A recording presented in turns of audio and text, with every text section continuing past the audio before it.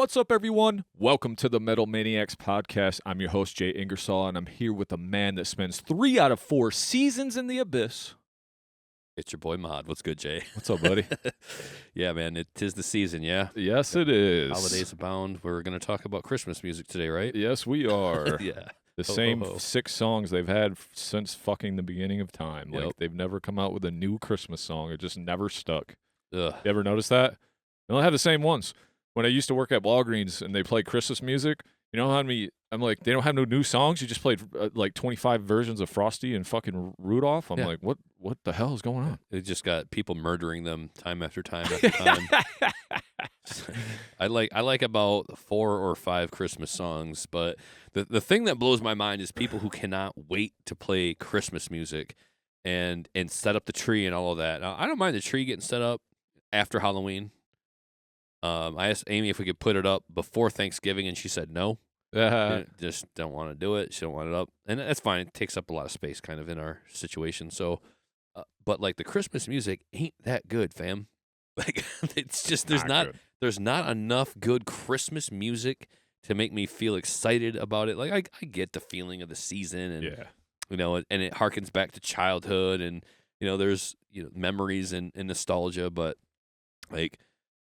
There's some of it that's so bad, and I can't deal with it. And people that like Christmas so much that they just can't wait to the season until it's like appropriate to do the music and do the decorations. I scratch my head. I like Halloween. I don't go in for it that deep. Yeah, like I'm not like, oh my God, I can't wait to costume it up and decorations everywhere. I mean, it's cool. Yeah. And some people are about that life too. Right. And I don't look down on either necessarily, but I'm like, what are we doing here? Yeah. But again, people, maybe they have really great childhood memories of it. So yeah. But for me, Halloween music, there it is. Yep. Like I'll listen to that. That's fun. Yeah, I like some Halloween music. But speaking of music, that's why we're here today. Generally. Yeah. So we are going to just talk about some honorable mentions and just some albums. I have a whole list of just little notes and stuff on different albums I listen to. I know you kind of have you have yours ranked almost, basically, or so the way I was going to approach mine is just like from like a highest recommendation down to like I listened to it and here's how I feel about it. Okay. So and we can go any way you want, but I did kind of like organize mine a little bit. Okay. But there's still some good stuff at the bottom that I didn't give like the full listen. So I'm going to say, like, from what I've heard, it's good. Okay. So at the bottom, at the end of it, might be something that could be at the top of this list, but didn't make enough time for it. So go listen to the episode before this because some of these we will brush over because they might have been your honorable mention or mine on this list, just something we wanted to talk about, but it could have been on your top 10 or my top 10. So go check that out. So this is just us being able to talk about the rest of the music we listen to. Yeah. Also, on the other episode, we'll reiterate the fact that there was so much music this year, so overwhelming, the amount of albums, and a lot of these albums probably could have been plugged into our top 10 easily, or vice versa. You know, there were so many albums that I rated on a 1 to 10 scale, and some of these ones that I'm going to name right here have 9s next to them. Yeah. And they weren't even my top 10 list. So.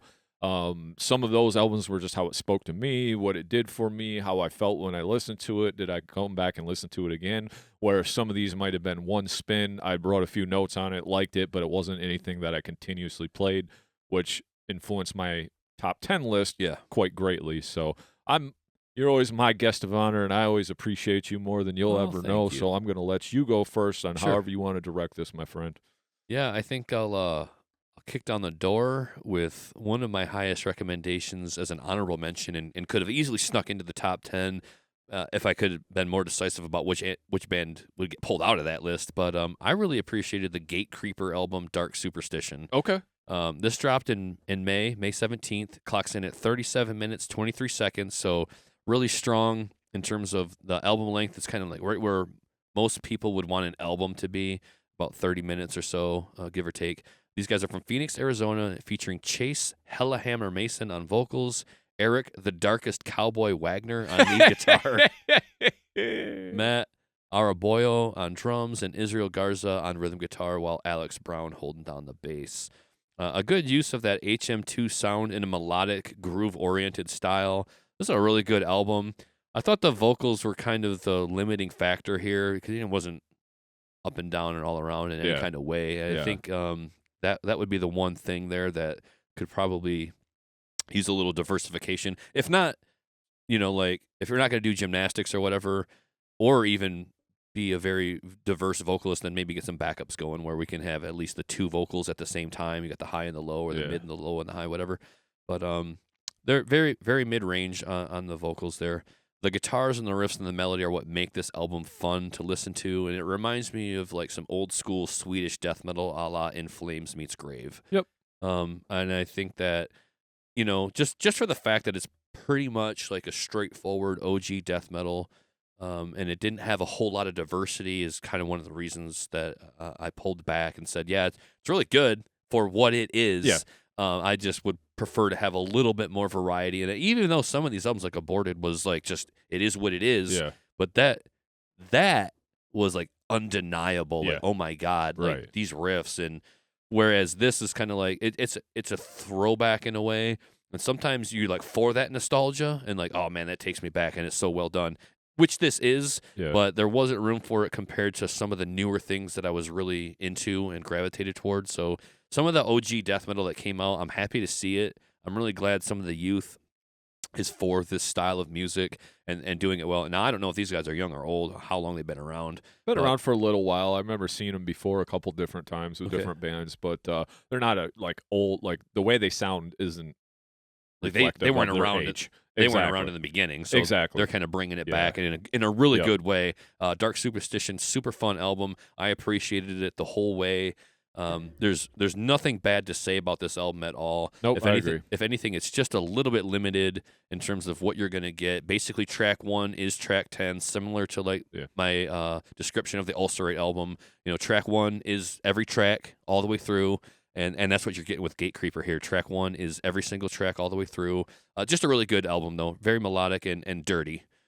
A little bit upbeat, maybe. Yeah. And for the sake of time, I'll just quickly say that I listened to the album too. It reminded me of Dismember, the old school Swedish death metal band, because they added some of that melody in there too, like in Flames, but they had that HM2 type sound or whatever, just that dirty chainsaw kind of tone or whatever. But I absolutely loved the album too. Like you said, not a lot of vocal diversity, but you got to remember some of those bands back then, if you're really trying to do a real true throwback, you're only going to do the one vocal because that's all they did anyway back then. They weren't doing all this crazy vocals, so that's where sometimes that vocal might fit, and it wasn't audible vocal too. You could kind of understand what he's saying. It wasn't like a guttural low or anything, so but I totally enjoyed the album too, man. So I just wanted to piggyback on you. So no Maytag man there. No fridge moving motherfuckers for sure. No vomit in the bucket. All right. So for me, are you ready to move on? Yeah, go ahead. Yeah, I just want to be mindful of time because I know we don't want to drag on for 2 hours for this album or for this episode. So I got to go with my homies in Vomit Forth. I've just been a fan of these guys for a long time. They bring this raw, heavy, almost like 2024, like old school Glass Casket vibe in 2024. Sometimes it can get a little soupy, but in a great way. It's memorable. It's punishing. Shorter albums, like, I've leaned a lot on these shorter albums, but I think we're just getting in and getting out these days, and I kind of like that for if you're not this prog band that needs 7 minutes to develop what sound you're trying to achieve. Right, like because it takes a certain band to do that. A Job for a Cowboy, or some of the other bands we talked about, Ancients.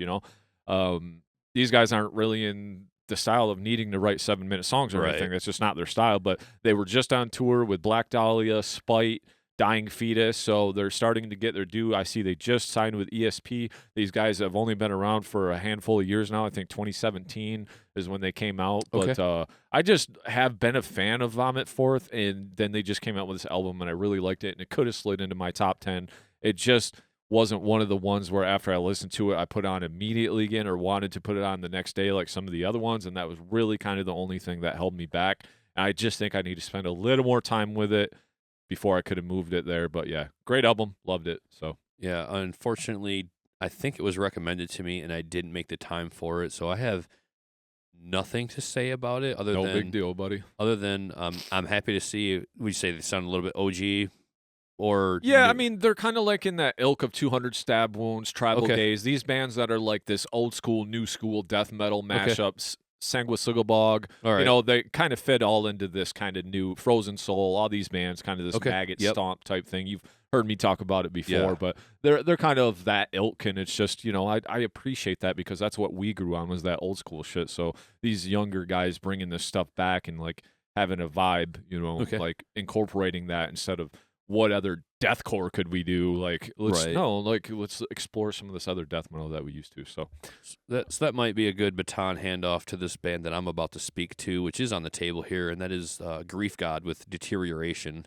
Band that I discovered from Liquid XM, dropped an album in March 10th, clocking in at 32 minutes 13 seconds, and it feels kind of short when you listen to it. I think it's only 6 to 8 tracks on it, but it just has like an old school yet modern death metal vibe going on, where it does sound like that Tampa or Swedish death metal, but also just a couple of newer elements, more modern elements, maybe some Gojira in there. And I just really appreciate these guys. Had them in my top 10 for a long time. Could still even be in there if I could have just picked which band am I taking out. I love these guys. I'm looking forward to what they do. They must be some young cats. I know they just did Wacken open air. Like they did one of the stages there. Yeah. They had to do I believe they did Wacken. They did a competition to get into it anyway. I think they had some footage of it. I think it was specifically for Wacken. But yeah, so they're on the come up. There's some younger cats. Australia, right? No, Lithuania. Okay. Yeah. So Eastern Europe, these guys are coming out of. I feel like we might see their name going forward as they do come up. So it's just a matter of people catching on to them. But I got to say, like, this album immediately was in the top 10 for a long time. And the only reason I like pulled back on it is because I wanted to highlight some of these other albums that had more diversity on it. This is another instance of track 1 is track 2 is track 3 is track 4. But there are so many good gut-punching rhythms on this thing. I loved it through and through. I thought they had great rhythm work, and some tasteful like melody lead parts, so it's not atonal or chromatic or anything like that. Like, these guys have songwriting in the bag, and I really appreciated it. You had some vocal diversity, no gymnastics, but there were at least some highs and some lows, and just one of these bands that I want people to keep an eye out for and go dig on, especially if you do like that OG death metal with a little bit of modern twist on it. Yeah. So, well, I'll just read you my quick note on it. I just put, reminds me of if Gojira was death metal. Yeah. With a hint of old school death metal incorporated in it. So basically what you just said. Yeah. So it looked like we got the same thing on it. Great riffs and stellar production. Those were my notes on it. Yeah. I ranked it really high. It didn't ever make my top albums list, but still a few of those ones on the tail end of what I picked, very well Grief God could have went in there. So I agree with you 100%. Yeah, great album, and looking forward to seeing what these guys do next, and hoping that people take note of them and help grow their fan base. All right, so honorable mention for me, Peeling Flesh, the G Code. To me, this is the best slam there is, out, period. I fucking love this record. I put it on multiple times, which kind of goes against what I said, that if I put an album on multiple times, it would probably make my top 10. Right. This I just couldn't see putting in my top 10 because of what I picked, more of a diverse list. For me, the vocals do get a little redundant on it because it's kind of the same. He does the low gutturals and the pigs because it is slam. But the production is basically perfect, in my opinion, of this album. Like, hearing everything. They're heavy as fuck. The riffs punish. And I could understand if you want more out of the vocalist, but you got to understand that if you're listening to slam, you're going to get what you get out of slam. It's not toilet bowls, but it is like a low vocal, right? But at the same time, that's why I said this is the best slam, period. You know why I love it? Because it has this, they sample like these hip-hop, like older hip-hop artists, and their verses, like, kind of in some of their music in the breaks when it's just music, and they kind of got this really groovy, heavy groove going on, but they'll throw this sample, and the sample kind of is like this rhythmic hip-hop thing. It's just, I love what these guys do, and their whole aesthetic is like that old school Cash Money, or like, what was, I can't even think of his name. Hip name Slickback? Man, what the fuck was his name? Anyway, he was like a rapper from down south. He did it all himself, sold a bunch of shit out of the trunks or whatever, and he had a trunk. And so, like, they just, like, kind of really lean into that culture, that, like, kind of the G code or whatever. That's why it's hilarious. called that or whatever. But just really love the album, man. I just thought it was fucking great, just especially for slam. And because slam to me can get a little on the it all sounds the same type, but these guys kind of just push that envelope enough to be undeniable. All right. Okay. Yeah, not familiar with that one, but I'm glad to hear you enjoyed it. For me, the next band I want to highlight, and this definitely was in the top 10 for a long time, holding it down strong. And this is a new to me band in Blood Red Throne with their 11th album, Nonagon, which is a really cool shape, whatever that is. Maybe I don't know what a nonagon is. Maybe 9-sided. I don't know. But this dropped early in the year, January 26th. So I got to jump on it early myself, and I thought this is so good. There's no way it's not in the top 10. And honestly, like depending on your taste, maybe you have a more focused top 10, and you're just doing like top 10 death metal albums. This has got to go in a lot of other people's top 10. But these guys, they probably get a lot of flack because they're from Norway. And what do we know about Norway? Black metal. Yeah. So if you're coming out of Norway with a death metal album, I bet they get poked fun at a lot because they're not black metal, Right. or they get ribbed a lot, or, like they're the butt of some jokes. But man, these guys do death metal so well. And yeah, it's a bit OG, but it was such a fresh spin. It's like when you do something that has existed for a long time, but you still continue to do it well in a way that sounds fresh, I do want to listen to it. Yeah, it reminds me of stuff going on in Sweden or Tampa in the 90s, but also just like, oh, another new great metal album. Yep. And I had it up there in the top 10 for a long time. Smashing death metal offering, very much old school death metal, yet very melodic and brutal, intricate and technical. It's fun and upbeat. They got a lot of groove on it to complement the steady drum work. Got a good amount of bass in the mix, which I was kind of surprised by. He walks the dog from time to time, so he's not just in the mix, but he actually is doing some bass work there to stand out. Some of the bass can be overlooked in death metal, you know, like just either buried in the mix or just not even a thing at all. But especially when you're not like Steve DiGiorgio or Alex Webster. But Gunnar here, he does some great work on the album. I loved hearing him in the mix. He got some dribbling, juicy, fat bass lines, which isn't even like the highlight of the album. I just like that we have a death metal album with some bass in it. It's crispy and clear, and it's part of the experience. He's hitting like the low, but he's also like he hits those twangy high notes from time to time, and that makes it really just even just one bass note like that sometimes can really make it a really pleasurable moment. But we've got great vocal diversity here too. He hangs in that lower register for a lot of the time, but then he does some really cool highs, and he can really hold out a nice long scream. So the songwriting exists here, plenty of callbacks, truly great fucking album, and could easily be in the top 10. Jay, I know you got a chance to listen to it and have some offerings on it, yeah? Yeah, I mean, I agree with everything you said, and like I said, for time-wise, I'll just give you a little blurb of what I wrote down. Sure. I rated it extremely high. It had like an 8.5 for me, so Yep. probably could have made it into the top 10. I just didn't like it as much as the other stuff. Sure. Also a one spinner, but I wrote this is sick AF. Vocal variety in there, and just riff after riff is great. So them were my few notes.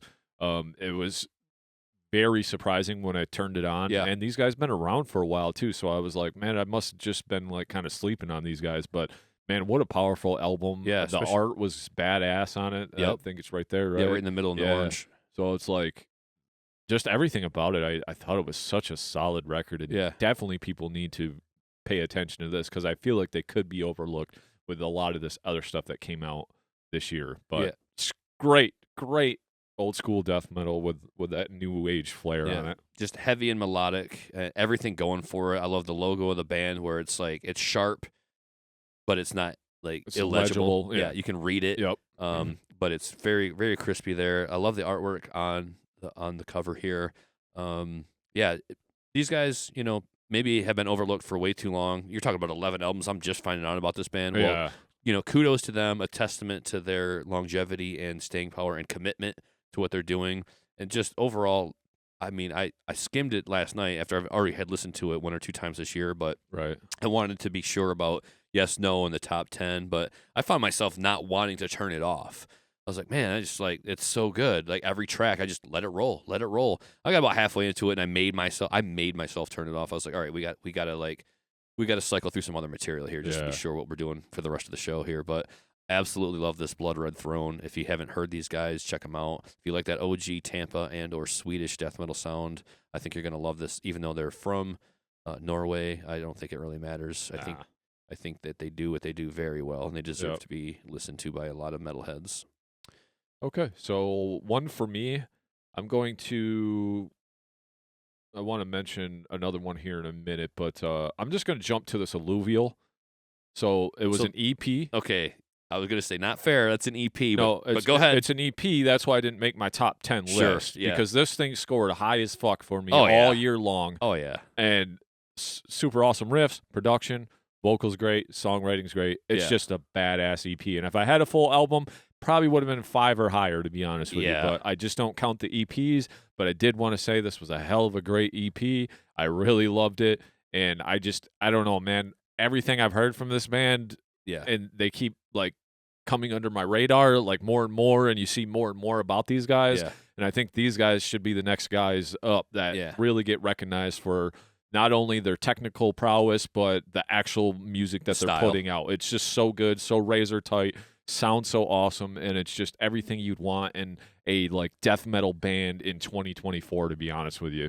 And I just love the Alluvial EP, Death is But a Door, and I had to bring that up on this show. Oh, I love it. So it's at the very bottom of this document that I've got, just for the simple fact that it's an EP. And I was like, what are we? I didn't even know if we're talking about EPs, but on the subject, probably the best EP of the year. Yeah, for sure. And if it was twice as long, it'd be an album, and therefore in the top 10, because I love this band. I think it goes into the gent thal genre category. I love the tones. It's almost like that clean, but it's tight, man. So precise and also heavy. They're probably in that drop A range or lower, something of this nature. But I love this band. I'm looking forward to like introducing myself more and more to their music. I'm familiar with some of their work recently. Yeah. But it's just a band that if they drop a full length and I get to talk about them next year, they're probably going to be in the top 10. I love everything that they're doing, and I couldn't agree with you more in terms of just like style and heaviness and melodicism. Like they do it all, and it's a fresh, new style of music. I mean, sure, they come from that Meshuggah, but they're just so far removed from that almost, or Vijarta, both of these things together, and I don't think they really hit you with big over-the-top choruses, but, not every metal band's doing that. Right. And for their style, I don't think they really need it, but I love everything they're doing. I'm glad to talk about them on the show at length. Yeah. And I hope that they do drop a full length on us here in the next year or so that we can be talking about them more. Alluvial, great band. Yep. I'd love to see them live. I just can't say enough good things about them. All right, buddy. And then rolling out of that and into another one that was formerly in my top 10 for a long time and could easily go right back in, depending on the day, is Ingested with The Time of Death and Fractured Dreams. Another hard album title. I love it. Maybe it's just the word death in an album title. Yep, and I'm for it. Interestingly put, Yeah, I like the way that they, not just some cheesy shit. You got to think about that for a second, right? Time of Death and Fractured Dreams. Yeah, this is the time we're in. This thing dropped in April, and I've been hip to it pretty much the whole step of the way. It comes in at 45 minutes, 15 seconds. These guys are from Manchester, England. Got Jason Evans on vocals, Sean Hines on guitar, backing vocals, Lynn Jeffs on drums, Dom Grimmard on bass, and studio only, it says. Yeah. But then Thomas O'Malley as the touring bassist. So for whatever reason, that's the way they're doing things. This thing is brutally heavy deathcore, bordering on death metal, or both, if you will. It's very grooving, a modern take on death metal meets deathcore. This album features some vocal acrobatics. Some grinds and grooves, some knuckle dragging breakdowns, and great use of two guitars where one's laying down the rhythm and one's laying down melody or guitar solo. Got a super sick drummer. Songs that I liked off of it were Where No Light Shines. The lyric No Mercy, No Forgiveness really stood out to me. And then the album closer, A Path Once Lost, really displays great diversity in their musicianship with the clean guitar intro and the clean vocals. Look, this album could be where Fit for an Autopsy sits. Yeah. That could be number 10 on my list. Yeah. It could be higher than that. I really love this album. And again, I just felt like for me, if I'm saying, okay, well, then why isn't it in your top 10? I think when you get into those breakdowns that are so like cacophonous and the reverb and it's just chung Yeah. and there's like no beat and we're just like the earth is shattering in slow motion. I they kind of lose me with that, and they do it multiple times in the album to a point where I'm like, okay, unfortunately for me, like this is not a thing that I like too much, and I Yeah. kind of am like waiting for the next segment to unravel. Whereas with Fit for an Autopsy, I don't really think that they take it to that extent with the breakdowns. They're very groovy. They do break it down. They might have that once or twice on the album. I felt with Ingested, they did it a lot. But that's not to say this isn't a great album. This is an amazing album. I love it any given day of the week. And there's a lot of melody on it. It's super heavy. It's got a lot of like metal diversity in it, from thrash to grind to groove. And the vocals too. Like this guy's an acrobat, and Yep. I don't think he trampled the music necessarily. No. You know, like he's not over every single note in every riff. Yeah. He did pull back, and Ingested with the Time of Death and Fractured Dreams, great album. Easily on another day in another life, this is a top 10 album of 2024 and a testament to how much great metal we had in 2024. I got it down as a 7.5. Probably had it at an 8 at one point, but I felt like maybe it flew in under some of these OG death metal bands, the newer OG death metal bands. And again, and it's just the one element for me, and it's just those cacophonous, Slow. earth-shattering breakdowns where Yeah. I'm like, those kind of lose me. And I'm just kind of like looking forward to the next segment. But yeah, really a really great metal album, and overall just more good than bad going on here for sure. Yeah. And one that I highly recommend to people if they're into that middle of the road deathcore meets death metal style. Like, Yeah, they have like they could be considered slam at points, especially some of their older stuff. okay. But for me, this rated really high too. Definitely an awesome honorable mention. Super punishingly brutal. I mean, it's just heavy as shit. Vocals are sick over all of it. Yeah. You really just, I mean, there's death metal parts in there with some of those trem riffs and stuff that are just really in your face. Not too over the top with the grind, but there is enough in there to call it death metal. And if I remember correctly, I didn't re-listen to this one again after my initial, but I remember being the end of the CD being very cool and open and just like a very like epic ending of the CD after they punished you. They gave you this just outro that was very like you would remember it and be kind of humming it when you left it. And I know they kind of got in a little bit of different territory, but yeah, I agree 100%. So this album rules. Just on the note of that last song, I felt like if they decided to, with the musicianship that was on display in that track alone, if they leaned into that style more, we could come out of where they're at now and then be adding the term progressive into their descriptor. And I think that I would love to see that. I'd say if they come out in the next album and they dropped all of those breakdowns out of their style and just said, okay, we did that on the last album, but then they leaned into more like the atmosphere and the progressive vibe, man, could be talking top album, top 10 next year or 2 years down the road whenever they drop another full length. And I just think that they're such great musicians. I would, as a listener, I kind of want to hear them steer that sound that way. Like, yeah, stay heavy, stay with the grind and the thrash and the melodicism.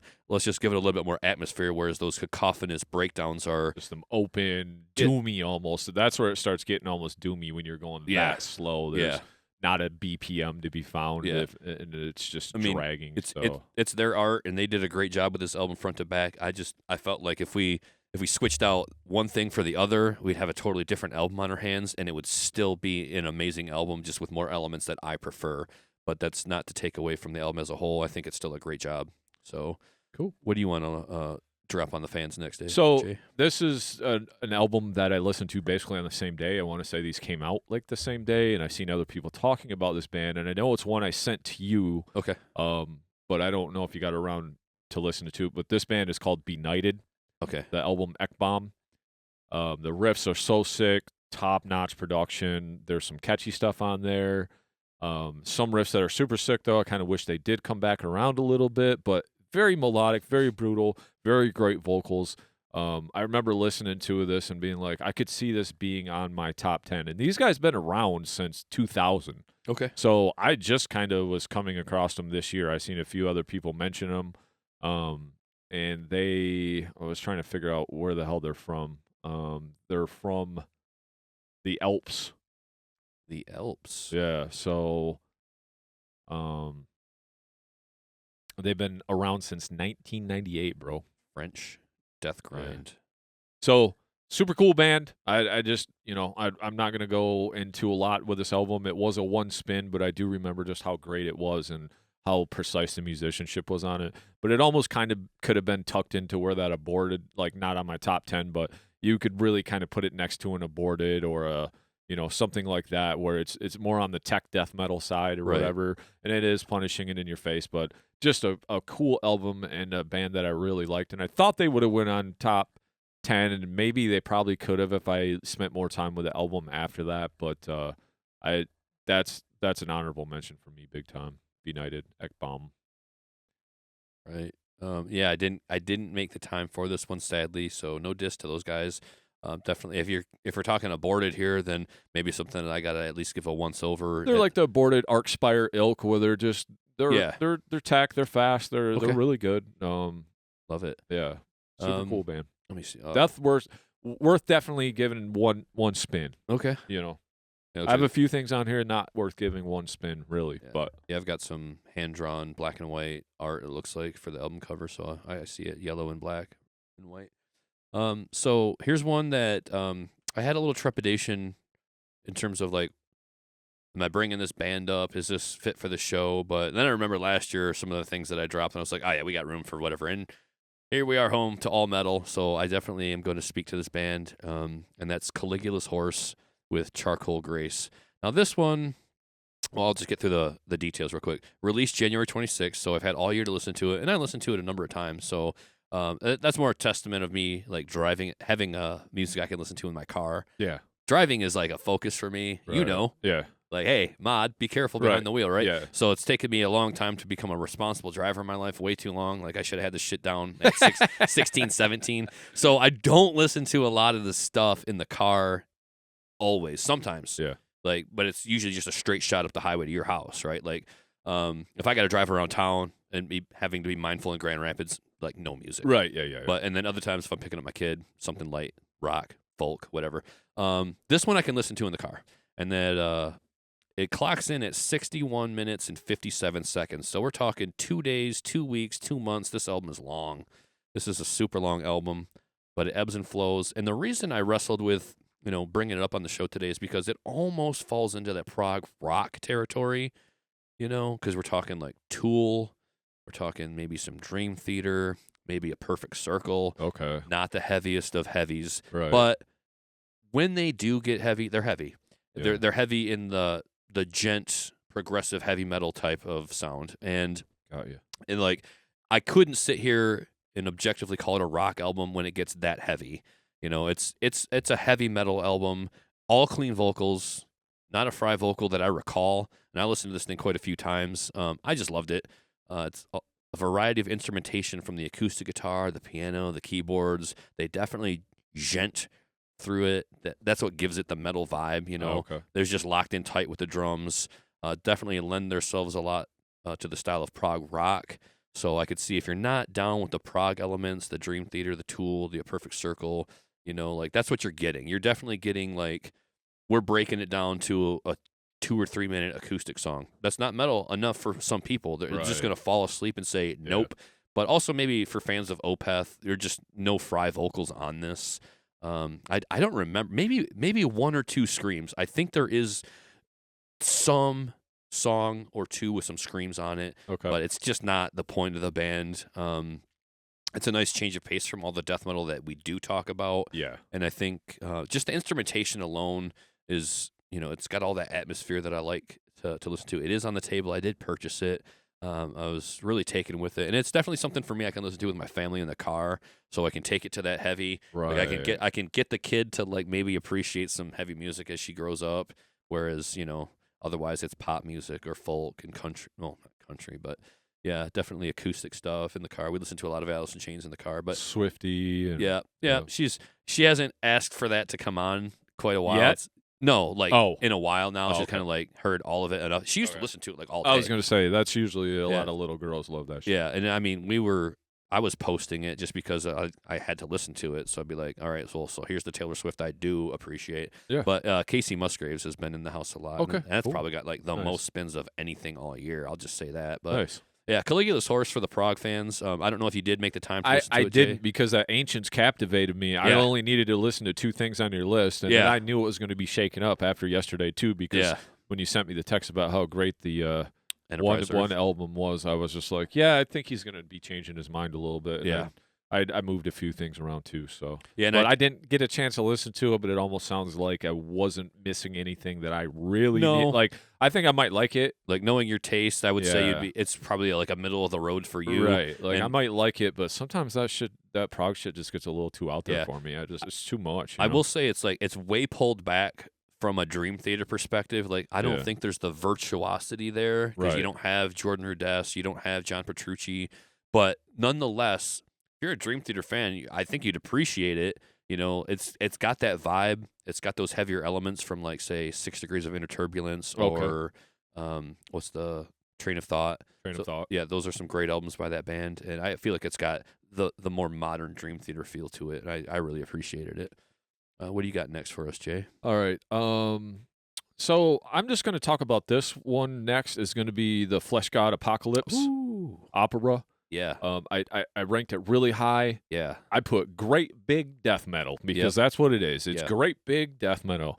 Super orchestral. These guys been doing it before all these other bands are trying to do it. These guys, this has always been these guys' thing. Yeah. You all stole these guys' thing. Yep. Right? Like or some of the black metal shit too, you know, like the Demo Borger, but all these new deathcore bands these motherfuckers been doing it. So great music, great musicians. It was a little heavy on the female vocals for me because sometimes a little bit like I like the female vocal here and there, or I like a focused female vocal, like if you're a female fronted band. But when you start adding it in, sometimes I kind of feel like it can kind of take away from it a little bit, possibly. But it is opera, so we're talking about these big opera type vocals, you know, and I just love Flesh God. At first, when I first heard it, I couldn't really get into it, and I'm talking about a handful of years ago. Okay. Then I seen them live, and it changed everything for me. Sure. Now I can put on Flesh God Apocalypse and appreciate it at a different ilk because some of them high vocals get a little high, a little power metal in the way. But when these guys are on point, when these guys are heavy, when these guys are fucking rolling, Jesus, man, these guys are some of the top. And I've seen it live. I know how good you got to be to play in this band. Yeah. The drums are so fucking fast and on point, like so tight. And they just kind of do their own thing also, whereas there's bands that sound like these guys, but these guys don't sound like anybody else, if that makes sense. Nope, like, perfect sense. I got you. These guys have their own sound. They kind of invented it in a way. Exactly. Like these guys were doing it before a lot of the other people were. So all I want to say was just a great record, and I have to say it's one of my top honorable mentions because I feel like it could have slid in that top 10, but it was just still one that I only got a chance to listen to one time, so maybe it would have grew on me more. But I didn't have one bad thing to say about it, except just I thought it was a little heavy on the female vocals. But we also do themes, right? Like these guys this all has a theme to it. And that's probably why, right? Yeah. You know. A couple of things I listened to half of this album. A couple of things I want to say before I get into it is this whole band may possibly have been heavily influenced by Emperor's Anthems to Welcome at Dusk. Makes sense. I mean, very orchestral album, black metal, and they probably could have taken that and run with it and become Flesh God Apocalypse. Every member of this band is an S-tier musician. Yep. We're talking about guys that went from drums to guitar, and we're not just a world-class drummer. Oh, by the way, I'm also a world-class shredder on the guitar. Talking about a guy going from like guitar to bass just because their bassist quit and decided, I've done it, I'm done, I'm moving on with my life, so now we need a bassist. Well, I'll give up the guitar and I'll pick up the bass, and that guy was no slouch on the bass guitar, so if we're singing and playing bass, I'm telling you, these guys know what they're doing. Top to bottom, every instrument, it feels like everybody can play everything if they need to. The female vocals have always been a thing with the band, but since their bassist did the opera vocals previously, now the female vocalist is a permanent member of the band and not just a touring musician. Gotcha. So she is a new full-fledged member of the band, and she's taking over all of his opera parts. Oh, okay. Because he basically was doing like a falsetto opera style himself. That. And it was just like mind-blowing the first time I saw it. I was like, oh, this guy's not just like an amazing bassist, but he's also like doing these over-the-top vocals. So I listened to it. I'm behind the 8 ball on it. It's been out for like 2 months now, and I need to listen to the second half of it. What I will say is that had I listened to the full album, front to back, and I could speak to it saying I listened to it all, This could easily be in my top 10. I mean, top 5. I loved everything about this for the first 4 tracks. I was just getting tired. I was like, it's been a day. I'm sad that I'm sneaking this in at the 11th hour to the point where I'm like, if I spend another like 25, 30 minutes on it, I might literally just fall asleep. It's one of the last things I listened to last night. And there's a case to be made for it being in the top 10, even the top 5. Say I pulled out Carnosis at 3 or pulled out Job for a Cowboy at 2. That's how high I want to rank this album, but I didn't listen to the back end of it. I don't know if it falls apart. I don't know if I don't know if the song quality diminishes. I doubt it. Like, you had me at every riff on this album for the first 4 tracks. And, it's consistent all the way through. And the only thing is, and to your point, I love the female vocals, and I thought that they were cohesive and they meshed into the music very well. Some of it did kind of like jump out at me as like whoa with the powerhouse opera vocals, but it is what it is. They're not. It's not like it's a surprise. They've always done it. It's more out front now than ever, just because of the lineup shakeup. And she's a great vocalist, and I think that could be an element that some people are like, I don't like that, and therefore I don't want to hear it at all. Yeah. I don't have a problem with it. Right. It's just about how often am I going to go back to the well for it.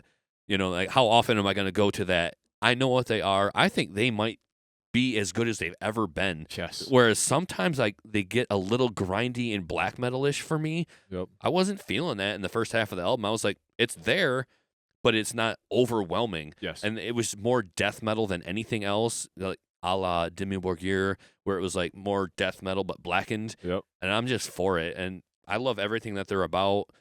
Circle back to me in 6 months and say, did you listen to it again? I'll probably say, yeah, it's definitely a top 5 album that just went under the radar for me. I mean, part of it too is knowing what Flesh God Apocalypse is. You're kind of like, I already know what they are. I don't really need to go back. Kind of like, I already know what Deicide is, but that said, it's a great Deicide album. Right. It's a great Flesh God Apocalypse album. Exactly. And there's a case to be made for it going in anybody else's top 10, and an honorable mention for sure that I could speak to at length because I absolutely loved what I heard of it.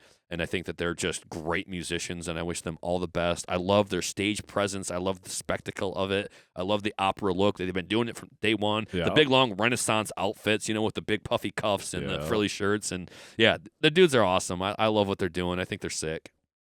So what do you got next? Is it my turn then? You brought them up, so I'll move it forward. Yep, it's your turn. So this one made your top 10, so we don't have to go over it too deep, but Skeletal Remains with Fragments of the Ageless. Gotcha. Dropped in March 8th. One that I listened to in the last week or so. These guys are from California with Mike DeLeo on guitars, Chris Monroe on vocals guitar, Brian Rush on bass, Pierce Williams on drums. This thing was immediately brutal and riffy. I was instantly headbanging thrash, death, metal, and the phrase, when we say death metal, this is what it is. Skeletal Remains. That's how I felt about it. Like, we're talking melodic, heavy, we're palm muting, we're trem picking, we're thrashing, we're grinding, we're grooving, we're soloing, and we're chugging. It's all there. If there's a limiting factor on this, it's probably the vocal department, right? And look, I'm not asking you to be a vocal acrobat. I do want a little bit more range and tone in the vocal department. That's it. That's all there is to it. The guy's not fired for it. Right. I'm not saying you can't be in the band. I want a little bit more out of it. That's all there is to it. And also, stylistically, we are hemmed into, like, we're death metal. Yeah, you're death metal. And we're not doing keyboards. We're not doing piano. We're not doing acoustic guitar or cleans or atmosphere. We're not adding all this extra bullshit. We're not doing it. It clocks in at 45 minutes, 43 seconds. That's quite long for a death metal album. Quite long, You could probably trim it down to 30 minutes if you wanted, and you still have an amazing death metal album. I'll take 35. That's fine. 35, if that's what it takes. But could easily go in the top 10. But what am I taking out? I decided I wasn't taking anything out. And in fact, a lot of these OG death metal bands, I was going to just have as honorable mentions because for me, stylistically, I'm either going to want like some flash with that tech, prog, or, we did have Ancients and Volcandra in there, which I felt like kind of harkened back to that very melodic thrash death metal sound, and also Doth was in there too. Yeah. So I already had the bands that I wanted to keep in my top 10. Yeah, that makes sense. And I couldn't see pulling any of those bands out for this. Nonetheless, it's at the very top of my like honorable mentions list. It's ranking as high as anything else I've spoke to so far. All about 7.5, 8.5 type albums where it's great, and I highly recommend it. I just couldn't. I looked at my list up and down, and I shook it up. And I was like, and I have it highlighted, like, is this a top 10 album? Yes, no, maybe so. Depends on the person. Like I said, if we're doing a more hemmed in, narrow kind of a death metal. death metal only, right? Yeah. So you're taking out half of the stuff The prog shit. Yeah, taking all that out. Yeah. And then we're just saying we're only talking death metal. It's still got enough melody for me that I'm loving it as a death metal album. And it's going to the top of somebody's list, I'm sure. Yeah. Especially the guys in the band. I'm sure they can stand on this and be proud. I think Fragments of the Ageless is a great death metal album, and I loved every minute of it. I don't have anything bad to say about it, and I think that yeah, good job, guys. I'm so happy that OG death metal sound is still prevalent, and it's making a comeback, even if you will, with bands like Frozen Soul and even 200 Stab Wounds, maybe a little bit, like or others necessarily. But yeah, I appreciate it. I know you had it in your top 10, right? Yeah, yep, So, had it in my top 10. So there it is. You yeah, know, like somebody else that's is it. gonna have it in their top 10. It's Yep. that good of an album. And that's what I thought too. Yeah, it's just a damn good album. So, all right, I'm going to throw this one out there. I rated this really high, but unfortunately, this one just came out 2 days ago on November 22nd, 2024. But I've heard a lot about this band, but I can't just sit there and say that I know everything about this band. They've been around forever. And Great. yeah, I think even their band bio says BC on it. That's how long they've been around. Nice. But yeah, this is Defeated Sanity, Chronicles of Lunacy. Okay. So this is for fans of, Dying Fetus, like Yep. technical, brutal death metal, stuff like that. Yep. This album, 33 minutes and 32 seconds. Damn good.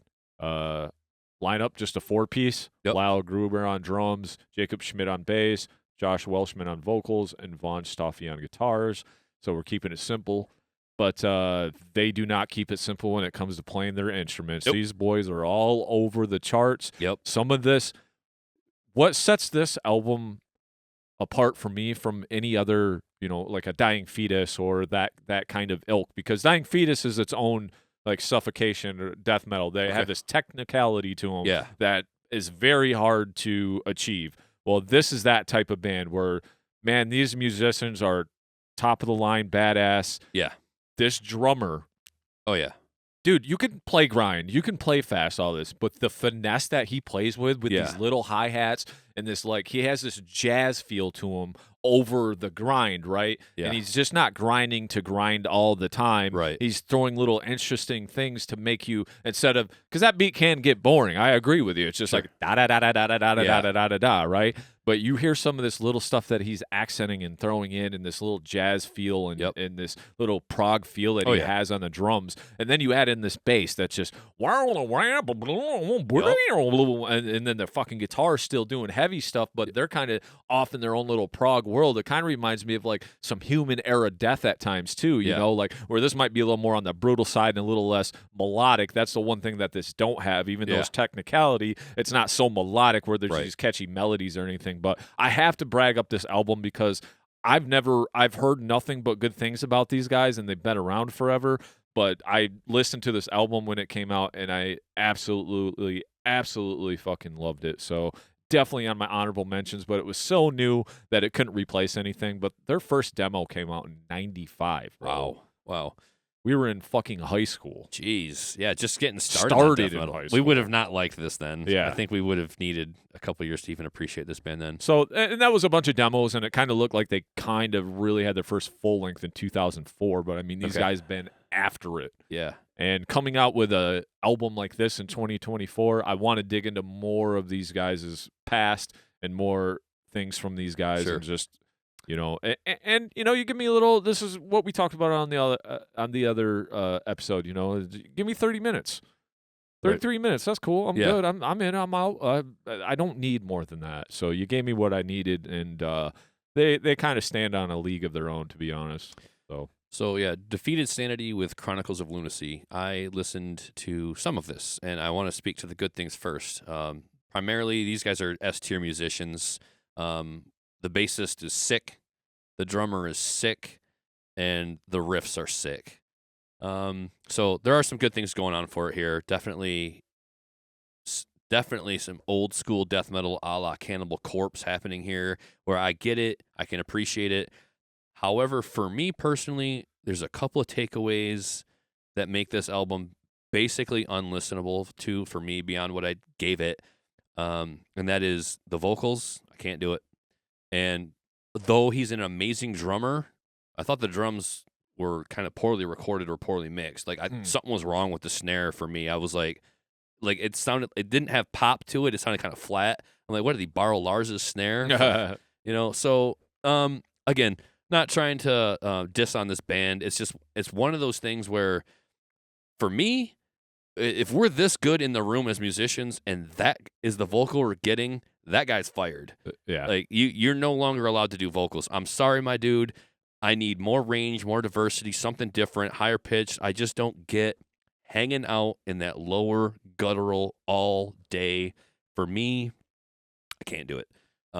It just, what would otherwise be a very interesting album for me is if we could do some vocal diversity there. Maybe I could hang around. I could maybe forgive the quality that I'm hearing on the recording of the drums, and I could appreciate that bass more and say, yeah, these riffs are sick and slick, and I don't need the melody. I don't always need the melody as long as the riffs are that sick. But I gave it 4 songs. I dipped. I was like, okay, these guys are good. I like listened through the longer song. Like track 4 was like a longer one. I was like, okay, that's about half the album. And I get it. I don't think we're doing anything different. No, and you get what you get. get. Yeah. You get what you get. You listen to one song, it's the same way. Like they're not, they're groundbreaking when it comes to like what they're playing, but not groundbreaking as far as style or progressiveness or anything. But top tiered musicians. I just really enjoyed it. But like I said, that was one listen, and that was on Friday. Yeah. So I couldn't have moved into top 10. It couldn't even moved. I just had to mention it because I'm probably just going to mention most of the things that I listen to. If you had swapped it out with Fulci, I would have understood that. I would have allowed that. Like, say we're throwing this in place of Fulci. I was like, okay, that I could get. I could see Jay doing that, and that would make sense.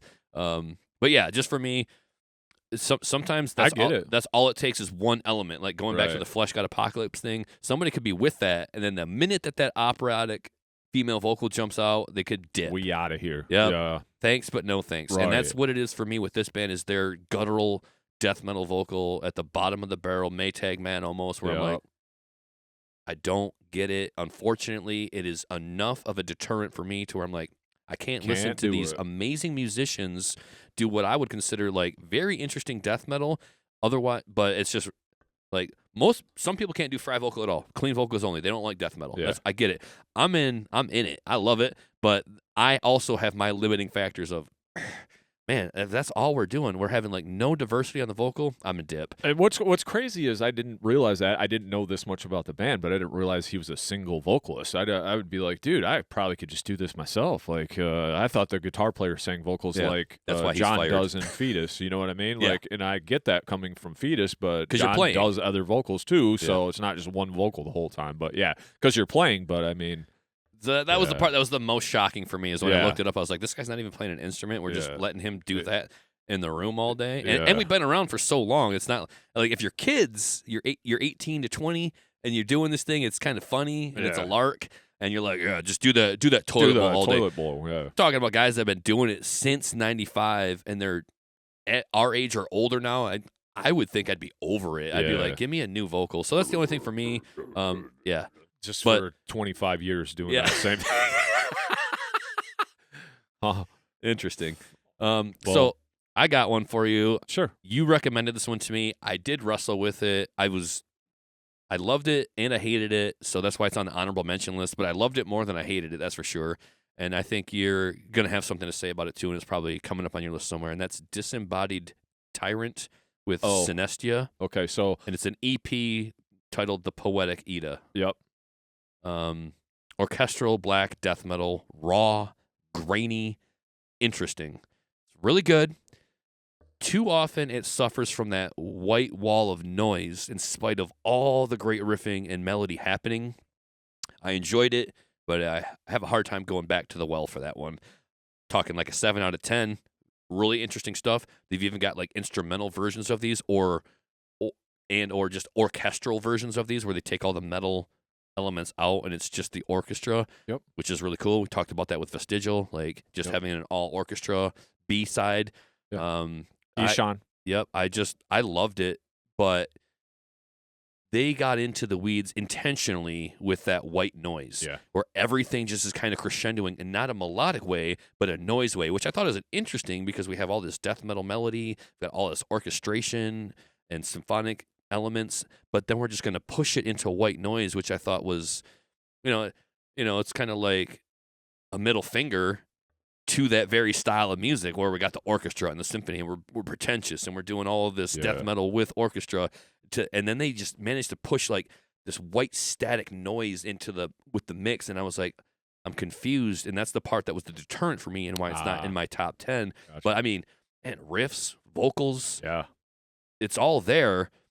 And I give you a reason, and the honorable mention list, there's got to be a reason. Well, why isn't it in the top 10 if it's that good? It's really good. Yeah. But I don't know how many more times I'm going to listen to it. Right. You put it on for me. I'm like, I'm in the mood for it. We're doing the car ride to Grand Rapids. Do it. Like, if that's the mood, I'm not a hater. I don't hate it.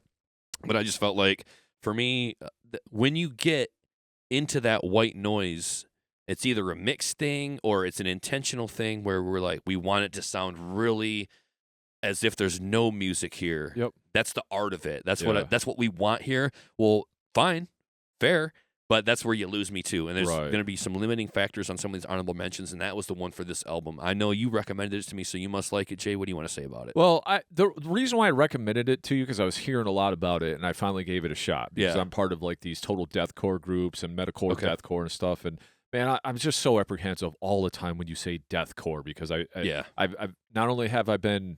The genre's come a long way. Yeah, and it's evolved even beyond that. So it's a hard to even say deathcore, but when I'm in these groups and everybody's talking about how great it is, it almost makes me scared, because I'm not a counterculture guy necessarily all the time, but I do like to lean towards, if everybody likes it, I'm just going to say fuck it, because it might be too much for me to even like, people make a big deal about shit, and I just don't make that big a deal. The reason why I shared it with you, because I thought it was so fucking interesting, because I've never heard anything like it, and it was pushing the boundaries in so many levels. I was like, what the fuck is this? Like, you put that on and you put anything else on, and there's like, I can pick out some of the similarities in style and technique, but I could never say anything sounds like that. That thing was such a unique sound of what the fuck was going on there. Like, it was hard to take in. Yeah. But I don't also think it was as great as everybody said it was either, because the same things where there was parts that were really shine, and then there was other parts where I was just like, what is actually happening? Like, what are we doing?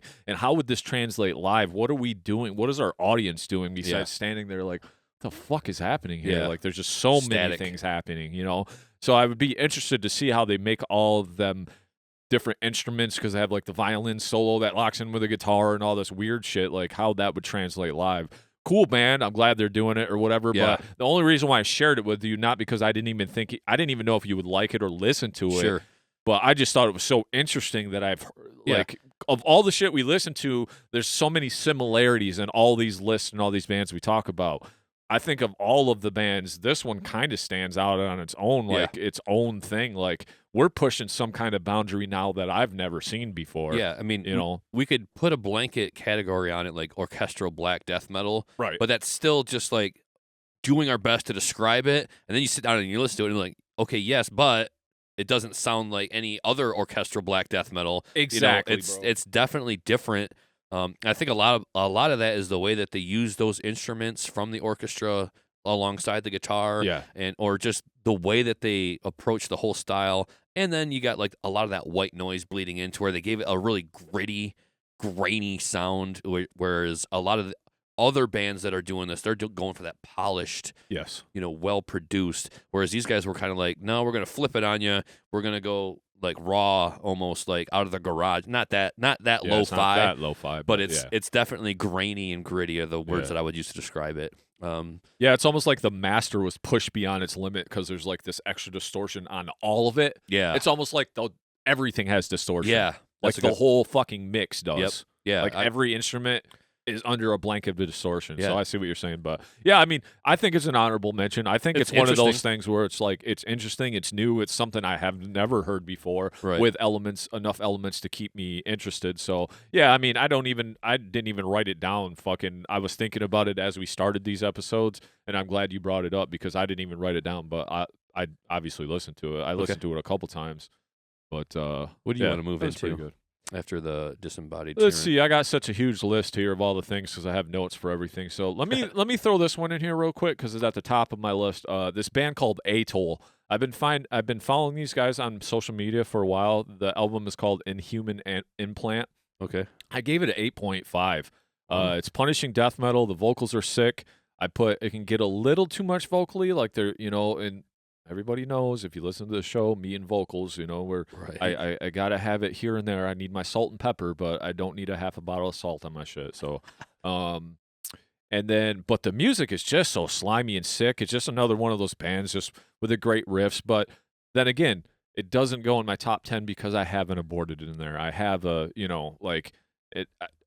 every band in my top 10 has a little bit different. I have a Fulci in there, right? So, Right. and that's we're getting into that slam death metal, but it's cool, man. It's cool, sick. I've listened to these guys for a while. They're funny on social media too. They kind of don't take themselves seriously, but they are cool. They are cool dudes. Like it seems like, and I just really enjoyed the album. So I know that probably wasn't one that was on the top of your list, but I do have to mention that just because it's honorable mention. You get it, guys, because Atoll is a cool band, especially if you like punishing heavy, brutal death metal, and that's what it is. It's one of those things. You get what you get. Yeah, I think if I recall correctly, going back in the year sometime, I remember you maybe recommended them to me or said, hey, check this out, possible album of the year candidate. And then I got into like the song names, and I was like, okay, I don't think I'm going to be able to appreciate this very much. And the lyrical content, and I was just like, no.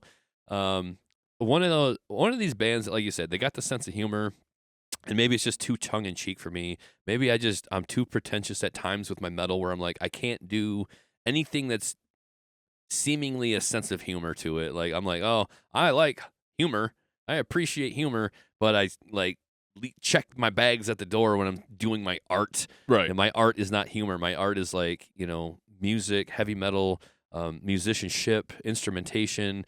And I just thought, hey, maybe they are serious behind the veil, and you got to look past it, almost like Kill Tomorrow. Like, hey, funny song titles, right? Yeah. But then the music and the content is actually a little bit more serious. But it's funny. I didn't even read one song title name. No, they're out now there. I see it. Yeah. No, I'm gonna just leave it at that. But 29 minutes. Yeah, I mean, so that came out in February too, so it's been out for a while. But yeah, 29 minutes. Another one of those pummeling, 29 minutes, you get what you get. Tech death metal, would you say? I wouldn't even say tech, really. I would say just more along the lines of, kind of like the Ingested or the Skeletal Remains or whatever. I just think they're just like brutal death metal. Okay. I mean, all right, yeah. You get what you get with them, too. You hear one song, you hear the last song. I mean, you're not going to get, like, anything weird or anything going on, but short songs, short album, you just got to be a fan of fucking death metal to like shit like this. And I'm sampled just a fan of death metal, Yeah, I sampled it. I probably could have done better by them to listen to it in depth, but I sampled it, and I remember being like, yeah, okay, but there's going to be a few other things that are probably propel above it. So, go ahead. What's your next? So this next one, this is one of those situations where, like you, suddenly there's a lot of hype behind an album, and people are mentioning it more, and you're like, oh, okay, and I've heard of this band, and I own an album by this band, and let's see what this is about, And I listened to this album, and while I did like it, the new Blood Incantation Absolute Elsewhere is probably one that people watching our top 10 episode are scratching their head going, where is the Blood Incantation? And I'm going to tell you where. It's 4 or 5 years back. On their other albums that I appreciated more. Oh, okay. And this album, to me, I'm like, look, okay, first I want to speak to the good things, right? A lot of atmosphere, a lot of instrumentation, cool riffs, cool guitar playing. The problem with it for me is now we've moved from we're like almost an experimental death metal band to we're not Blood Incantation, we're space exploration. Oh, okay. There's too much of this atmosphere. There's too much of this progressiveness. And it's one thing to have progressive elements. For me, they would get into like a somewhat simplistic clean part. And this thing would go on for 3 minutes at length. And I'm like, man, this album is so long. Like, talking 6 tracks here, and it's almost like an hour long or something. I just felt like, it was a little bit repetitive. And one of the other things for me, one of the limiting factors, if you will, is they go to this 70s style organ keyboard sound that, I'm sorry, it loses me. Now, if you want to do it one time is like, I was feeling this instrument, I thought it might work here in this passage. How do you guys feel about it? That's one thing. I think they leaned on it as like, this is part of our sound. We're bringing this organ out like on every track, and I'm like, please stop. Like, I'm sorry. That's one of those things where you're talking about like the guttural vocals or something that is just where you just do it too much. And I'm like, if you guys want to fuse like the prog 70s music to your modern death metal, thing, like that's fine, but that instrument is really off-putting for like a death metal. And I'm talking about like they're trying to do it in the clean passages or the repetitive parts that are really, I felt like some of those segments didn't really build up enough in a way that said, okay, we started here with it, and then we're going to add layers to it, and we're going to add more to it. They barely added atmosphere or layer to some of those segments where I felt like, man, this thing's been going on for a long time, like, and we're really not going anywhere with it. Yeah. Another thing that was confusing for me was the vocal production. I don't know if this guy was standing 10 feet off the mic or we just added all the reverb we could. I just felt like that was another limiting factor for me, was like, I don't get it. So this is definitely like the psychedelic experience of metal. We got a lot of progressive vibes, stoner psychedelic atmosphere, variety of instrumentation. Where it fails was the drawn-out repetitive sections. They didn't really change it up to justify the length of the section, and that 70s-style organ keyboard just loses me. They do a good job of meshing metal and classic rock vibes, and I can see why people love it, but it also reminds me of an instance where Opeth meets Newpeth, and I lose interest with some of the choices they made on this album. Still wouldn't say no to enjoying it at someone else's recommendation. Hey, if I'm in so-and-so friend's car, and they're like, hey, you want to listen to New Blood Incantation? And they're not a metalhead, but they like it? Good. Put it on. Right. Like, give me something I understand. Yeah. And I'll just zip my lip when it comes to things I don't like. Right. But if otherwise they're listening to music that I have no knowledge of and I don't want to listen to, but they know me, and it's like the olive branch, like, hey, this New Blood Incantation is something I can get with, I'm going to sit in there and I'm going to enjoy it as much as I can with you. And that's the thing I do like about this band and this album is I think they're turning some heads from outside of metal, and they're drawing some people in, just like some of the other bands that we mentioned, like Knocked Loose. Like, hey, maybe not my favorite thing, but doing good things for metal, and they're definitely grown from like almost a straight death metal, raw-sounding thing to now we're adding more and more progressive elements to it. And I like some things about it. I like the theme of the album, the content of the album. Yeah. In that, I wish they would have done more with the song titles instead of having just like two different titles. Like they had the tablet and they had whatever the other song. It was just the like message. Yeah, the message 1, 2, and 3. The Stargate tablet 1, 2, and 3, and the message tablet 1, 2, and 3. Yeah. So those could have been like side A and side B, the tablet, the message, and then each one of those songs could have had their own title. Yeah. Would have been a little more interesting to me. Instead of like the message 1. No, the message 2 I meant. Oh, I'm sorry. I confused it with the message 3 or the tablet. Just little things. And I don't mean to be nitpicky. Yeah. I just would have done it differently. Had I the opportunity of naming my songs, I would have gone more in depth with it. I think they're awesome musicians. I get the hype. It didn't live up to it for me. I would probably prefer this over the new Opeth if we're going that route. If that's what we want to listen to on our way to the concert, hey, how about this, that, or the other? Blood Incantation's fine. If that's on the table and given some other things, I mean, I rated it fairly high. I'm giving it like a 7, 6.5, 7.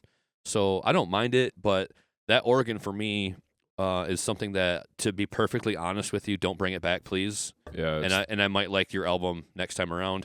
I can't be too critical of the vocals. They are better than some other death metal vocals, and I think there were some clean vocals on there. I can't remember. But I think that's another slightly limiting factor for me is the fact that those vocals, I want to see a little bit more diversity there, but it wasn't a deal breaker for me there. The deal breaker for me is the repetitive nature of some of that progressive atmosphere and the keyboard where I'm just like, oh, next, please. Like, can we fast forward it to the next part? Like, I just don't want to hear that keyboard anymore ever again on a Blood Incantation album. I think it's just one of those deal breakers for me where I'm like, I'm sorry. Yes, but no. Yeah, it's the mellotron. That's that sound that you're hearing. Yeah. Yeah, the Blood Incantation. It was just middle of the road. They never done anything for me. I know they're top tier musicians. Sure. I listened to this too. I couldn't grasp anything. It Yeah. just droned for me. Mm-hmm. I say this a lot. I use this analogy a lot, but I'm waiting for something to happen and just never did. And that's how I felt about this. And that's where prog can lose me sometimes because I feel as if I'm always waiting for something to happen, and you're off in La La Land playing this wanky penis music, and I'm just like, what is happening? Yeah. Like, where are we going with this? Yeah. So, and that's just my taste, So some people could love that, and that's cool. Like, we talk about the other end of the spectrum where, like Fulci, where it's like you get one thing, you get death metal, it slams, you get some riffs, and you get some grooves. They're not trying to do what these guys are doing, and these guys are out, like you said, exploring space now in riff form or whatever we're doing. We're off in La La Land, but it didn't really do much for me anyway. I gave it a 7, but that's like that's an average C. It's you gave him a generous 7 by the sounds of it, and basically. To be fair, I would rather listen to it than some other things because they are great players too. Yeah. Like I can't take that away from them. Yeah. And I've heard nothing but like if you go to see them live, you're like, holy shit, these guys are on point. Yeah. Like I've heard that from multiple people. Yeah. So it's like I respect them all day long, and I hope they do great things for metal.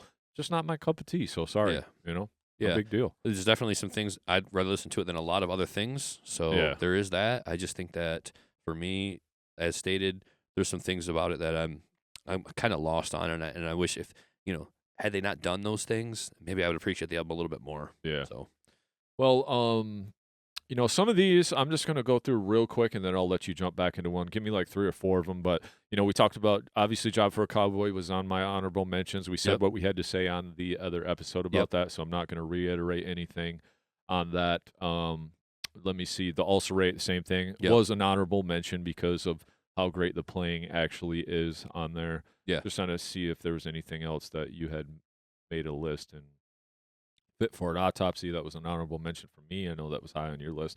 And Carnosis got a very, very high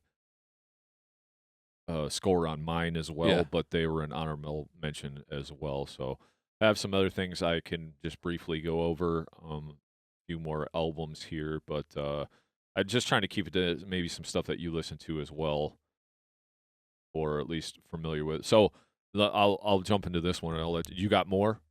I got a few more I can speak to. We did talk about some on your top 10, and maybe I would glean those again. And then there's just like, some things that I didn't listen to the whole album. They're out, and there's something to consider going forward. And maybe there's a gem in here that I missed, but some of these bands I kind of already know what they are, and I knew I wasn't going to be swayed to move them into my top 10. Yeah, for sure. Or even listen to, and I'm going to speak on this band, is Kubla Khan, Texas. Kubla Khan, Texas, yeah. So, Exhibition of Prowess. Yeah. I gave this a high 8, but you get what you get. Another one of those things. So, a lot of times I kind of take it for what it is, and I know what it is, and I just only expect that. Mm-hmm. And if you surpass that, you surprise me, and I like that. But I didn't think when I put on this Kubla Khan record that all of a sudden I'm going to get space exploration or some riveting guitar solo or anything. No, I'm going to get fucking beat your face in, circle pit, spin kick, heavy as fuck. You have to bang your head. Yeah. We're just giving you. This is a short album as well. It's I don't know the exact length, but it's just sometimes I just want that in my life. Yeah. I need 25 minutes of fuck you. Yeah. I'm going to fucking mosh. I'm going to spin kick. I'm going to do whatever it is in my room because I'm not doing it out in public. But like, I just love aggressive music like this. And I just really like these guys, to be honest with you. Like, I think they're kind of like on that knock loose Acacia Strain type feel. You get what you get with them, but at the same time, it's just a good record in my opinion, man. It's got a lot of good grooves, but you listen to song 1, it's the same as song 8. Sure. So, I'm not going to say it's riveting, but sometimes I just like shit because I like shit and it's heavy, and that's one of these records, man. Yeah, and they're a band name that I've seen pop up a lot, and another one of those bands that are helping gain attention for metal music. I see a lot of people mentioning Kubla Khan, and it's good for the genre if more heads are turned towards it, even if it is outside of my tastes preferences. Yeah. I do recall earlier in the year, a couple months back, I had heard a song. I was in my car, and it just kept getting heavier and heavier and heavier. Yeah. And I turned it up, and my kid's just like, Dad, stop. And I'm like, sorry, today's the day. Today's the day. I need this in my life today. Yeah, we're going down. I'm doing 25 miles an hour down my home road, and I am just snapping my neck. And I went home and I shared it on social media. I liked it that much. But like you said, it is what it is. No punches pulled. It's like knuckle dragging, hardcore, in your face, heavy for the sake of being heavy. How much of that do I need? Well, not much. I like a couple songs here and there. We're not talking about super melodic, Yeah. We're just talking about, and I think it had maybe some body snatcher qualities to it. Correct me if I'm wrong, if they're similar or not. Same stuff. Thing. Yep. Just breakdown after breakdown It's after beat breakdown. down hardcore. Yep. That's what it is. Yep. How heavy can we make this breakdown? So I appreciate it. And go ahead, finish your thing. I don't want to jump in, but I do got something else to say. I was just gonna say I appreciate it, and if fans like it, I get where you're coming from. I see that you like that. Like, I'm progressive, melodic, tech, death, whatever. You might be hardcore, punk, heavy metal, but not in need of the instrumentation and the atmosphere that I require to enjoy the full experience of it. So for me, I get it. I'm kind of like, I'm back of the room, drink in hand, just kind of nodding my head, watching it go down, watching the people do the spin kicks and stuff. Like, I get it. I can't hate on it. It's just not going to be the first thing that I reach for, but I have nothing but appreciation for those guys doing their thing and being good at it. And we talked about this before. There's this attitude that comes with hardcore. It's all about the attitude. Yep. It's all about the music. It's all about live. It's all about what's happening in the arena or in the theater or whatever. Sure. Like, that's kind of the hardcore feel. Whereas a lot of death metal can be like, hey, look at me, you guys can groove or whatever, and you can push pit or whatever, but it ain't about the dancing, it ain't about the jumping on stage and screaming into the mic, this vocal pattern that I have. It's just an attitude thing, right? Yeah. That's what splits it apart, and bands like this are cool to watch live because you get this reaction out of your crowd. So you're almost this perfect live band for crowd engagement, right? Like, because sometimes, you can watch a death metal band, but they can be boring as fucking sin, dude, just standing there worrying about playing all these notes perfect, right? Yeah. But this kind of band, they're just rocking to rock, and people are enjoying it, and it's a vibe and it's a feel. So it's like, I have to respect stuff like this because, and these guys are like starting to kind of blow up, like the Knock Loose and all that. Yep. And it's like, dude, you're doing good shit for heavy music all the way around. Whether you're a big death metal guy and you don't like these guys because they're more hardcore or they do the spin kicks or breakdowns, it's kind of like, well, to each their own, But a band like this has to exist, and they do a great job doing it. Yeah. Because there are a bunch of other bands that do sound like this, but this band kind of, there's those bands that float above everybody else, and and this is one of those bands. There's a lot of bands that sound like this, but these guys are their own thing, and they do it well. So had to bring that up. Yeah, appreciate them. Next on mine, I did have the Deicide Banished by Sin. Okay. We pretty much already talked about that. Yeah. I just thought I was being clever when I rated it at a 6.66 out of 10. It's kind of death metal in a box. You know what you're getting if you've heard Deicide before. This is a good Deicide album. I highly recommend it if you're a fan of their previous works. The solos really sold it for me.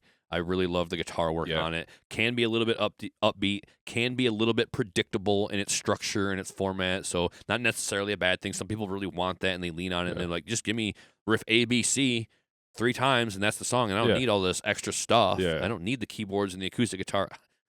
Glenn Benton with an acoustic guitar. Yeah. I want to see it. No, I think they did a good choice with Sever the Tongue as their first single. I thought that was a really good track. It's not the only good track on the album. I think they're all good tracks. I just think for me, if I'm talking old school death metal, it was such a good year for that itself. You had the Gatecreeper, had the Blood Red Throne was a great album. On Death came out. Undeath was another good one. So it had a lot of things that the Grief God was another example of that too, where there's just other things I would reach for first. But, hey, Glenn been doing it since the early 90s, late 80s. Like, more power to him and the guys. Responsible for this kind of music, basically. All of these other bands that we're mentioning coming out with old school death metal vibes this year, that's thanks to Glenn pretty much. Glenn and the gang, you know, doing it. Glenn and Steve forever doing it. So I just wanted to bring that up. That was an honorable mention by me. I did listen to the album. I thought it was really good. Guys are really great musicians, and I just think that there's some other things I would rather reach for. But again, another instance of if we're going out to see a concert and you're like, dude, I'm in the mood for this Deicide. Do you mind? Do it. It's your car. Let's jam it. You're driving. Let's go. And I might appreciate it more just sitting beside somebody who's just like really into it, really digging. I'll be like, this is probably more like a 7 or an 8, and I just thought I was being cute with the 6.66. Well, here's the thing, like, I'm a fan of Taco Bell, right? So sometimes I'll go when I want to like quesadilla, and when I get the quesadilla, I have a certain expectation of that quesadilla. I know what it tastes like. I know what Right. I'm getting out of the deal. Sure. But I like a nice hot quesadilla that's made well, not laying all over. But then you can go to Taco Bell another time and get a quesadilla, and fucking you can tell it's not very hot, and the shit's all splooging out the side, and it's all made like shit. Yeah. So it's like you think you know what you're gonna get, but that's not what you got, right? Right. So, but deicide's like getting that nice quesadilla from Taco Bell when it's on point. You know what I mean? That's what this deicide album's like. It's like I know what I was getting. Yeah. I knew exactly what I was Yep. getting because I've heard like a lot of deicide. Yeah, sure.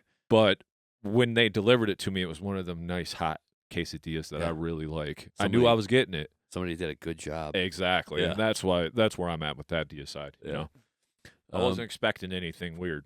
And then I'll just move myself into another one for you real quick. Just so Go ahead. I know we're kind of running low on time too, so we might have to do So- some speed rounding in the last bit of this. The Adola that you had at the top of the list. Yep. I think I may need to like listen to this one again, but I can tell you from one listen, it's the guy's vocals for me. Yeah. It's just too much of that vocal where, and if I listen to it more, I mean, he's a great vocalist. Yeah. But I just feel like, there's too much of that. This guy is almost like an R&B or a boy band type of vocalist where it's like, you got the Periphery, as mentioned, the Coheed and Cambria, the Protest Here, the Dream Theater, like a lot of big choruses, a lot of proggy feels, a lot of gent rhythms. I just felt like the limiting factor for me was that vocal in my face. And if I took some more time and I listened to it again and again, maybe I'd appreciate it a little bit more than middle of the road for me. Yep. But I hate feeling like, oh, Jay loves this album, but it was just kind of like, oh, Periphery did this last year. Yeah. Like that's kind of how I came out of it. But I think it's a good album that people of those bands, like fans of those bands, and they would like that. So there's that. Did you have one ready? Because I have one more I'll drag in that buddy. we can. Yeah, all right, go so ahead. this one was one that I had a lot of hopes for. I was happy to hear it was coming out. I was really looking forward to it. The Black Dahlia Murder. Okay. Servitude. Yeah. Little underwhelming. Yeah. I agree. I think that I'm happy for the guys still doing it. Yep. Me too. Carrying on the legacy. Yep. Brian stepping up. Had a couple good songs on it. But then I found myself listening to this whole album going, we're just like kind of like thrash trotting and not grinding even, but we're just like Duka Chaka through the whole thing and a couple of good songs. And then there wasn't enough of it to say, hey, this is sticking out to me. Yeah. And maybe I need to listen to it a few more times. I felt like, look, you're not Trevor. You're not going to be Trevor. I know it's the sound, but we got to find some middle ground on the vocals where it makes sense with the music. Yeah. Instead of just like vomiting vocals on top of like otherwise really great guitar work. These guys are from Detroit. They're in our backyard. Yeah. I absolutely love that they're this famous and they decided to keep going with it instead of like say, okay, well, Trevor's gone and we can't replace him. Yeah. Brian stepped up. It's his band. He's been doing it forever. I want Brian to like pull back a little bit even. Whatever that means. And find a vocal that he's comfortable with or comfortability in all the different vocals that he wants on the album. Let's get some patterns in here instead of just like, I wrote these lyrics. They're going in the song one way or the other. Yeah. And we're mashing them in there. Yep. And there's no, like, from one line to the next, there's all these different pauses. And another instance of a guy who, like Trevor, like just would sing over every single thing. Yeah. And I think Black Dahlia Murder, pull back a little bit on the vocals. Let's get some catchiness. Let's go back to Verminous, where things are almost power metal catchy. Yeah. They're almost very melodic in a way, and things breathed a lot. I listened to this, and I just thought we're doing thrash tech death metal like front to back with one little acoustic snippet in there. I thought Mammoth Hand was a good one. Yeah. Little diversity in there. Yeah, and then they had another track like that on the album, so like similar with the slower feel, more melodic. Front to back, though, this album I had higher hopes for. Yeah, me too. Just had another expectation of it, and I fully respect and understand this is the first one since they lost not just a bandmate, but a very close and dear friend. and it takes some time. And one of the best death metal vocalists of all time. Dude. Yeah. So it really is going to take some time for these guys to get back to where they were or would be if Trevor were still with us doing the thing. Maybe we'd had a different album where you didn't have to have all this downtime to grieve and contemplate what it's going to mean to go forward and then put out an album. Look, they're still the Black Dahlia Murder. They still sound like themselves. Yeah. I just feel like I want more. I was really happy with Verminous. Maybe some people didn't like it. I thought it was great. I thought it was a great album, and I was looking forward to. Basically, I was looking forward to more of that. Yeah. You know, with the young guy in the band, and he's writing a lot of the material, and they're both virtuoso guitarists. Right. So, I want to love it, but I just got to be objective about it. No matter that they're in our backyard, you know, no matter that they've been doing it forever. Yep. Despite the loss. Yep. I'm just like, I got to be real with you here. I had higher expectations. I wanted more. I really feel like some of these songs should have been left on the cutting board and maybe taken another year to come back. No apologies. Don't hate me. Don't hate our show. It's just, look, I'm telling you like it is. There were some other metal albums this year that did the same thing but better. And I really feel like with the caliber of musicians they have in this band, the expectation is rightly higher set for that band. Yes. And I know they got a lot going against them. It's the first one stumbling out of the gate since losing Trevor. And I feel like, okay, we got it out of our system. We know what it is and we know what it ain't. And let's go forward and let's have a more concentrated effort on the musicality instead of like saying, okay, here are our thrash death metal riffs. I really felt like the whole time I was listening to the same beat. And I know the guy's got to be a much better drummer than to just give me them same beats over and over and over again. Yeah. So, again, I could listen to it and say, maybe I was being a little harsh on it. Yeah. But when only 2 or 3 songs stick out at me, and some of them are just kind of like, well, you know, I don't know what's going on here. Yeah, so I was like, guys, please forgive me. If you don't like my review of your album, I just feel like I had higher expectations. You got a long catalog. And I feel like the expectation for you is always going to be really high because you have resonated with us in the metal community before. And we're all happy to have you back. And we're looking forward to bigger and better things to come. And we wish you the best. I just feel like you're going to have to step back, listen to your album, maybe compare it to some of your other albums, throw our review out the window. Who cares? But I do have higher hopes and expectations for this band going forward. Well, for me, just a couple notes on it. It was like a 7.5. Great players. I'm always rooting for them, not only because they're in a backyard, but and I do say Brian did a good job for stepping in just to his vocal role. Yeah, just nothing to hang on to. There's no structure. The vocals even made whatever lack of structure in the songs made the lack of structure in the vocals even worse. So it's just, to me, it was just a big thing of like riff soup. And I know this might be their album of the year, maybe because of nostalgia factor, maybe because they just want to root for Black Dahlia. And look, I've been there. I want my favorite band's newest album to be the best too. But we have to look at it objectively, and what it did for me was absolutely nothing. And I'm sorry about that because I do love a lot of Black Dahlia. There's a poster right there of the old school, like, OG Black Dahlia Murder. Like, I've been a fan of those guys forever, you know? Yeah. But, and it's not to take away that the production was great.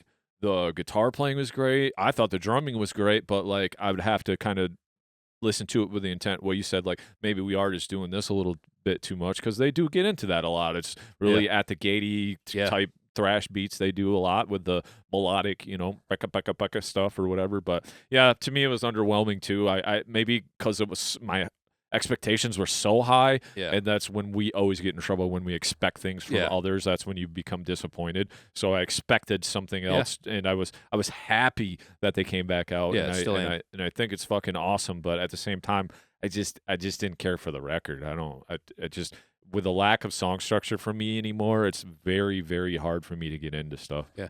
And they might have had callbacks and structure on it, but I just don't think anything was... Not enough to be memorable. Yeah, significantly memorable. Yeah. Mammoth's Hand was probably the best song on the album. They had one more. I don't know all the track titles. I know that was a single with a video, so that one I'm going to remember. They had another song that sounded similar to that had the same feel with open chord progressions, more melodic, and you know, that one was good. You know, I want more Verminous. Yeah. I want more Unhallowed, if we will. Yeah. I just feel like, you know, hey guys, welcome back. Thank you. I'm sorry I couldn't give you like the big red carpet and say, hey, great album. This one's middle of the road for me, and just looking forward to better from them in the future. Okay. All right. We on to speed round because this Okay. episode's already gone longer than probably either of us, and we got a tight out today. So go ahead and just kind of speed through, like give me 1 sentence or 2 sentences of the stuff you either skimmed through or whatever. Well, that's I got fine. about 15 albums or so that I'm just going to fly through real quick. Yeah, so now going forward, we're talking about albums I haven't listened to the full thing, and I'm only going to mention just like that I've listened to some of it. So we already talked about Flesh God, loved it. Many Eyes, heard about 2 or 3 songs off of it. It's kind of like an alt metal outfit. Yeah, it wouldn't be really metal, almost rock. Yeah, not even almost a place on this show, but I actually fucking love the album, to be honest. And we talked about that before, so I'm not going to get into it, but definitely on my honorable mentions as well. Very good. Don't disregard the Many Eyes album. It's really good if you're into good songwriting, good singing, and rock songs. Yeah, if that you like kind of heavy. If you liked Every Time I Die, I think you might still like this, but it is different. It is a little bit more radio friendly. A little more will. rock. Yeah, a little more rock. I agree. And then, it was good. Obviously, I'm just in the same breath. I'm going to throw out Better Lovers, Highly Irresponsible. Yep. Heard about 4 songs off of that, Me give or too. take, and some I like better than others. I think it's a band where when they're slow and melodic, they're good, and then when they're heavy, it's almost like trying to force it a little bit, or it just doesn't resonate with me. Yeah, it's more of that hardcore metalcore type. I don't really get it as much as others do. So I'm kind of middle of the road on the Better Lovers. I love Greg Puciato and all that he's doing, but this one just doesn't really grab me enough to say, hey, listen to me. Even Greg said he likes the slower, more melodic songs best on the album. So I'm with him there. Write more like that then. Well, I just to touch on that because it was on my honorables too, or notables at this point, pretty much. More metal than I thought. Good songwriting because Greg's going to always kind of have those good vocals or whatever, but it was a little more metal than what I thought it was going to be. And there was some riffs on there that were just pretty badass. Just I liked the way they put them together with some of them crazy like dissonant chords and then back into the hard riffage. But I enjoyed it too. So continue on, please. 1349, The Wolf and the King. Listen to a little bit of that. I'm guessing it is what it is front to back, and that is like more of a blackish death metal sound. Yep, it's dark. Yep, and it sounded pretty good. I was a fan. I didn't get deep into it, but it sounds like something that if somebody put it on, I would dig it. Yeah. I would love it.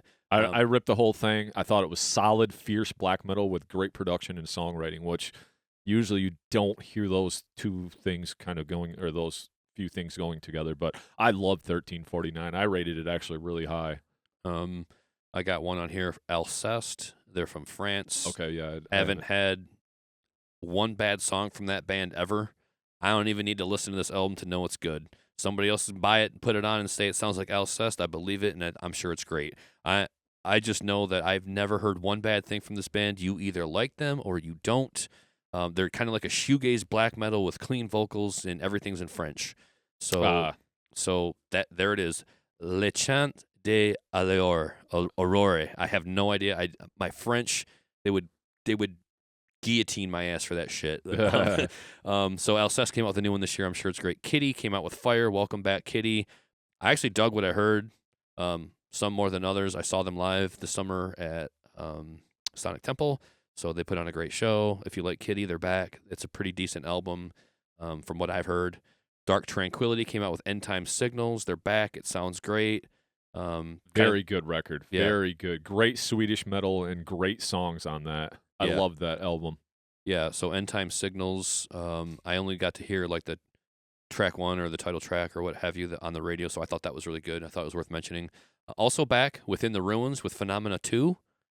I think it sounds like Within the Ruins. I haven't heard the whole thing, so I don't know what to say about the entirety of the album, but if you were a fan back in the day, a very gent prog metal band. Jay, did you get a chance to listen to this at all? Yep, I put it in at a 7.5. I put bebops and boo beeps because they have all that all them weird little guitar noises that are very popular right now.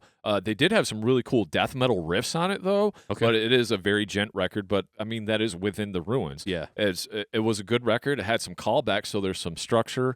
There was a lots of music without vocals, which is cool. They do that. Yeah, so I can enjoy that because that's sometimes it can be too much, but I need that break from the vocals sometimes to make it set apart because he could just rant and rave.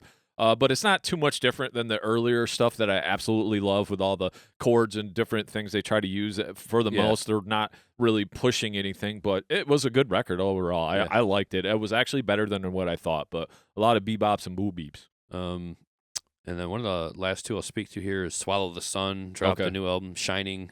Sounds like they're really moving into a very not even doomy, but just atmospheric and almost lighthearted. Clean singing on it. A lot of clean singing. They have growls in the past. I have a previous effort of theirs. I think it's their second most recent album, and I love that one. But again, we're talking doom metal, almost to the point of goth rock now, where you might even be losing some of your fans where it's not doomy enough.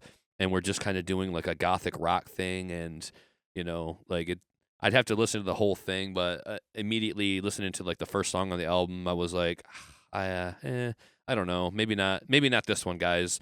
Everything about it said like this isn't going to be a heavy album. This is just going to be us singing with the keyboards and cleans and power chords, and I'd have to listen to the whole thing to have a more formed opinion of it. I definitely like this band and their previous work, and they've been around for a while, so maybe it's just time for them to move on to a little bit more evolved sound in their opinion. And then the last one I had mentioned was Devin Townsend with Power Nerd. I think I got a chance to listen to one track. You know how I feel about Devin, one of the all-time great vocalists, very diverse in his catalog and his songwriting. I think you even had a chance to listen to this. I just felt like it's another Devin Townsend album. Yeah. And it's going to be hard for me to put it in there with The Aborted or Doth or, Job for a Cowboy or Veil of Noth, also all these bands. I was like, it's good, but I just don't think like about it, and unless somebody like sits me down and says, no, you need to listen to like this track to have a better opinion of it. I thought it was decent, but it's not riveting. Yeah, I'm not like, wholly won over by it. All right. I think that's everything on my list. Okay, I'm going to just speak to a few real quick. Our Penance, this band is from Italy. Okay. Just cool, like slamming brutal death metal and some melody. But I did rate it quite high, so I just wanted to speak on it. We got Panzer Christ, which was an EP, and it was called All Witches Shall Burn. It was very fine black metal, decent epic parts, and you get what you get, but it was really good. Let's see, what else do we got here? So there was a band called Drown in Sulfur I checked out, Dark Secrets of the Soul, symphonic death metal core, which was very unique, but it was pretty cool and really good riffs and productions on that. I got to speak on this Vitriol.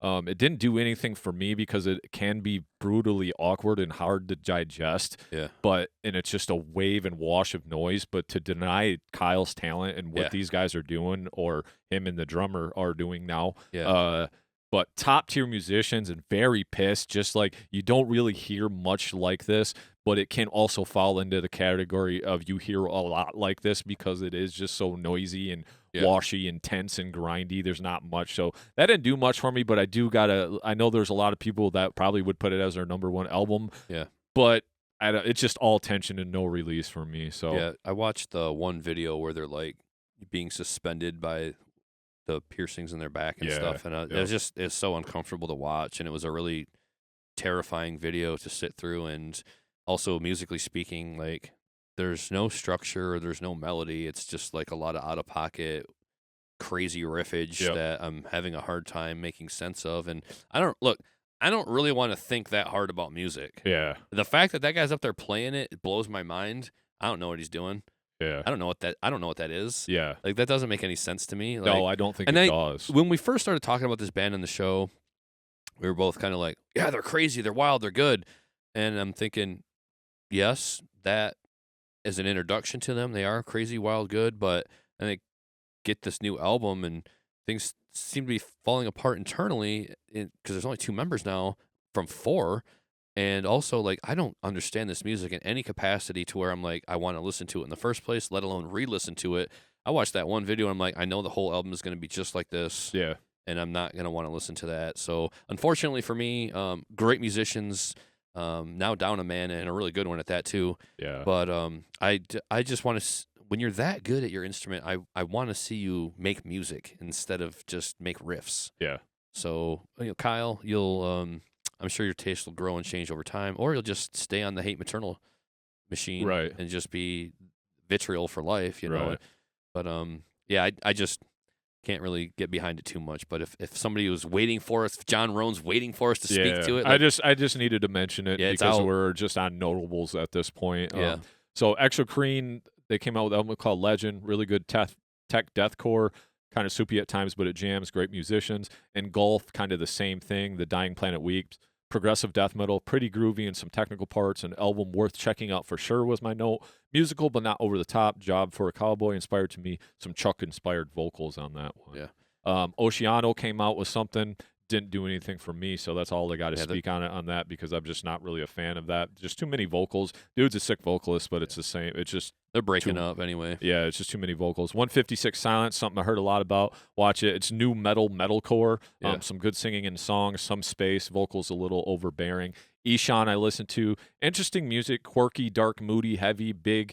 The vocals are great on it. Reminds me of like some of this newer Opeth, just this weird proggy whatever going on, but it's a unique record, but not always for me because we're just going into that 70s vibe, almost like the Blood Incantation and stuff. And sometimes when that shit comes in, I don't want to hear it. On Death, More Insane. I thought this album actually really ruled. Melodic old school death metal, pretty damn good. Vocals kind of really reminded me of Corpse Grinder, but there were some callbacks, and it was only 10 songs, 33 minutes. Silosis, The Path, they put out an EP. I like this better than the last full length. Josh is a badass motherfucker. He makes E heavy as fuck. Yeah. When I say that, E tuning, he does a great job at it. And I think I might have one more here because you did cover quite a few that I had on my list. And then this last one, God Dethroned, came out with a new album this year. Welcome back. Yeah, and that's the Judas Paradox. And I gave that roaringly heavy and some clean vocals, but this album is pretty powerful. I'm missing some albums because I just thought of another album and now it just escaped me again. But listened to way more than I did. Yeah, good job. There was some other shit that I listened to too because this actually just sparked something. Oh, Necrophobic. Their album was badass too, and I can't remember what it was called, but we talked a little bit about it on a different episode. But that album was actually really fucking sweet, man. Nice. So much good music. I know we got to wrap this up. I know we got to go. And with that being said, man. Yeah, it was a great year for music. I'm super impressed with all these albums. And again, when you get to the beginning of the show and we're starting off, there were some albums that we mentioned that could easily be in anybody else's top 10. Had a lot of OG death metal. Maybe we're more keen to that and we're going to find it more easily than others. But I mean, I was just really impressed with the amount of good albums that came out this year. And in the beginning of the episode, we mentioned some of those that could be in anybody else's top 10. I'm stoked on some of these. I'm going to go and buy a few more, probably around the Christmas shopping. I tend to buy a little bit for myself. Yeah, there you go. Because I ain't counting on my wife to buy me some death metal albums, right. So I might sneak some into the packages. But yeah, man, I think we covered quite a bit. We'll try to do better next year. Yeah, maybe we missed a bunch. There's Distant. There was a bunch. Worm Shepherd came out with shit. There's just a bunch. You just don't have enough time. So them are the ones we covered. With that being said, y'all keep it metal. Peace. Thank you so much for checking out the episode. Be sure to hit that like button and give us a share. Yeah, and if you enjoyed our podcast today, please give it a rating on your streaming service to help us gain some exposure. And if you really enjoyed the show, please give us a follow or hit that subscribe button and come hang out with us every week. And remember, keep it metal.